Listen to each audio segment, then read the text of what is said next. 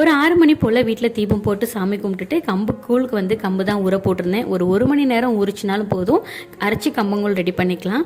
மொட்டை மாடியில் இப்போ மழை பெஞ்சதுக்கு அதுக்கும் பிறண்டு நல்லா தெளிஞ்சிருந்தது.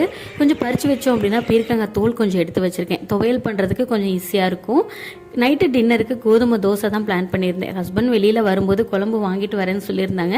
நம்ம மாவு மட்டும் கரைச்சி ஒரு 1/2 மணி நேரம் ஊற வச்சோம் அப்படின்னா தோசை ஊற்றுறதுக்கு நல்லாயிருக்கும்.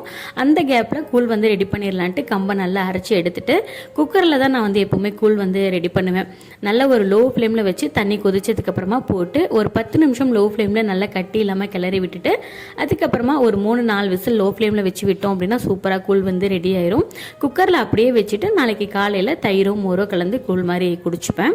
நைட்டு வந்து மில்லட் தோசைக்கு அரிசியெல்லாம் ஊற போட்டுட்டு இருந்தேன். ஸோ கம்பங்கூழ் வச்சதுக்கு அதுக்கும் நல்லா ஸ்டவ்வெல்லாம் நல்லா அந்த விசில் வந்து வேஸ்ட் ஆகிடுச்சு. அதெல்லாம் க்ளீன் பண்ணிவிட்டு எப்பவும் போல் பால் மட்டும் காய்ச்சிட்டு தூங்க போயாச்சு. பாய்.